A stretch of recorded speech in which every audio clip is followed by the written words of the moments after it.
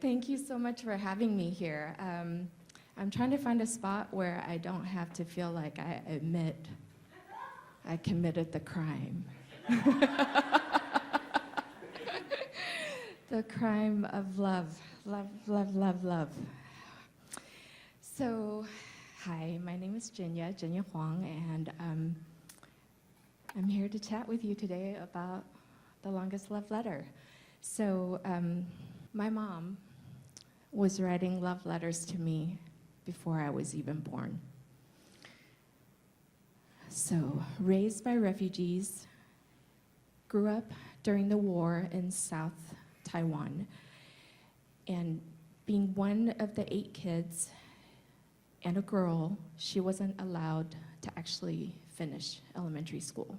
So that's why she vowed when she got married and had children of her own, she wanted to be able to give them a much better future. Fast forward, we moved to Taipei. Being in a big city, it's really expensive. And so when my dad lost his job when I turned 13, they really struggled to make ends meet. And trying to feed the 6 girls, it was really tough. So when my aunt and uncle called from Tulsa, Oklahoma, and said, we're starting a Chinese version of McDonald's.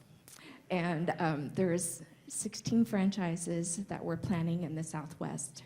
Would you all like to come and help out with the family business? Well, my parents said yes. So I didn't know, I really didn't know the sacrifices that my immigrant parents made to make this journey. They barely spoke any English, and it was tough. And I didn't know, much like these love letter cookies that I grew up eating around Lunar New Year, that there were secret romantic pastries that lovebirds used to bake in the olden days for each other, and only when they're consumed you know that your feelings are reciprocated.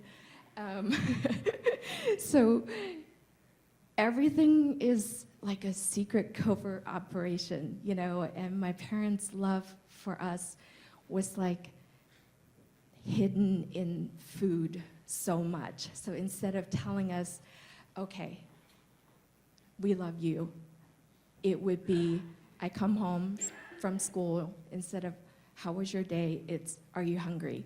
It's, or, instead of how was school, it's, would you like some cut fruit after the meal? And if I was pulling an all-nighter and they would say, oh, would you like some tea and snacks so you can stay up? And it was through those actions that I found that I wanted to continue that kind of love and support with this one. This is my son, and that was the first time that I experienced what it's like to have your heart walk outside of your body. And being a domestic violence survivor, he was one of the main reasons that I'm still standing here in front of you today. So I'm so grateful for that. And I wanted to be able to do something about this, right? My mom did so much work to make this world a better place for me to grow up in, and I thought, what can I do, to make this world just a little better for this kiddo to grow up in. He's a teenager now. Don't worry, I actually got permission to use this photo, so I totally have usage rights, don't worry. So being young and stupid, I actually ended up figuring out that I was actually kind of good at making art and being a truth teller. And I also noticed that my mom, being the chef at the restaurant, she was so mindful about hiring other immigrants, refugees, and migrants to come and work in our kitchen, and she would send them on to bigger and better opportunities. And I saw lives transformed every day. So when I lost my mom to cancer, I really struggled, and I wanted to turn this grief into action.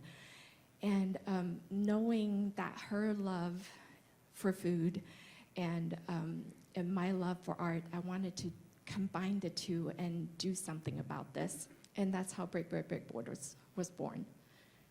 It is a food for good spot, and we are a social enterprise. We are a workforce culinary development training program for refugee women from war-torn countries, and we help them find job opportunities in the food service industry. And so the ladies don't just drop off the food, they actually do storytelling.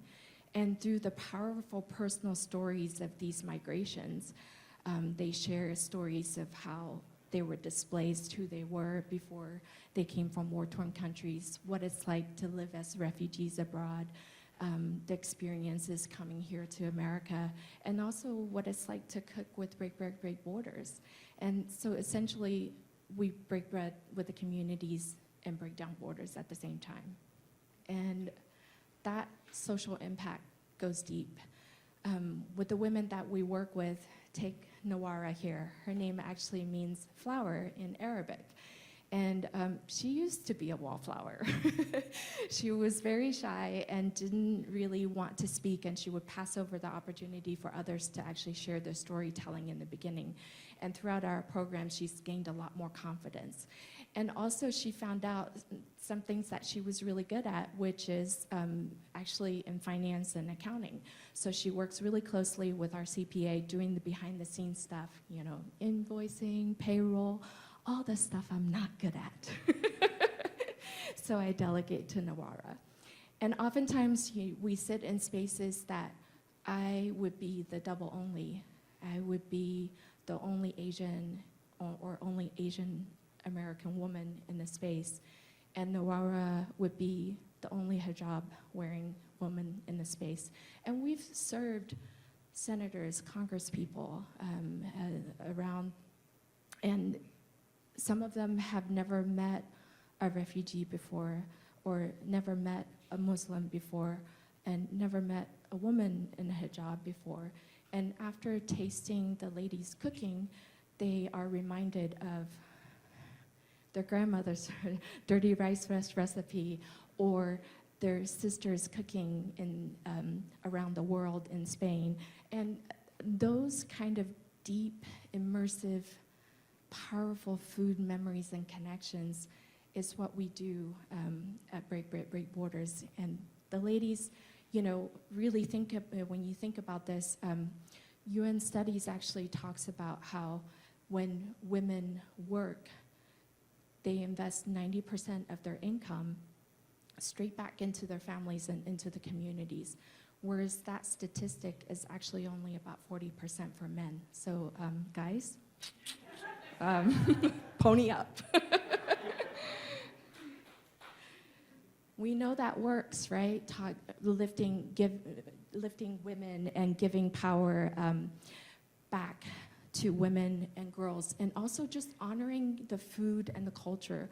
We're very cognizant of, you know, when we share the food, we also share the background of the culture and the heritage. And celebrating this along the way are, this is just some of the examples of our cooking, and this is a box of cookies with a cause. And it's so incredible for when people really embrace this and sit and listen to this storytelling and understand that there is always a face behind the food, and there's always a human element to these conditions. And the women didn't choose to be displaced. If you really think about people who are actually experiencing homelessness, these are the people who are experiencing countryless, and really think about that and unpack that. So you see, we're not just building a company, we're really building a sisterhood. And we've been so grateful for the opportunities to work together, because we are stronger together. And oftentimes, you know, when we're working with women from Syria, from Iraq, from Afghanistan, from the Congo, from Myanmar, and I can go on and on, how we lift each other together and lift each other as we climb. We have to remember that when we lift our neighbors, we're also lifting ourselves.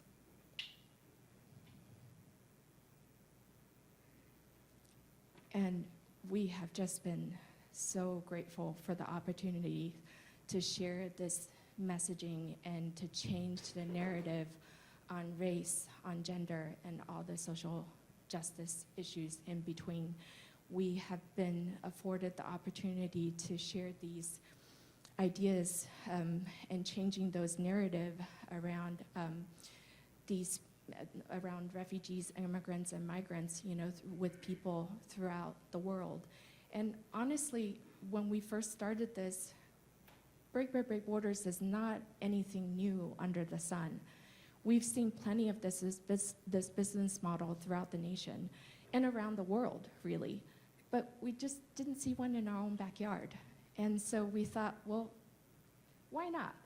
My parents were entrepreneurs. My family has done this.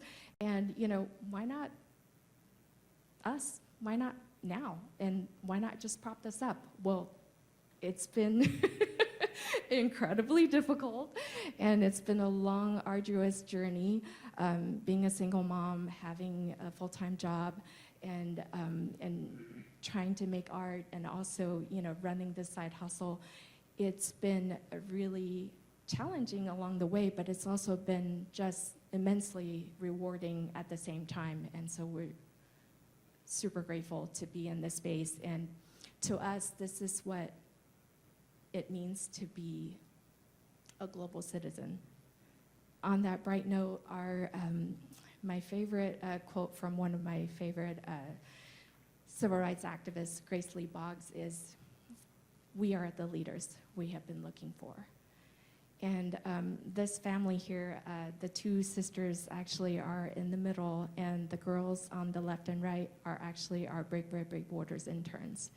And so celebrating all the women and girls together, giving power back to generations to come, that is our investment to our communities. That is our love letter to our people, with the people, for the people, by the people. And honestly, it's just been such an honor being here with you all today. Thank you so much for listening to the longest love letter I've ever written.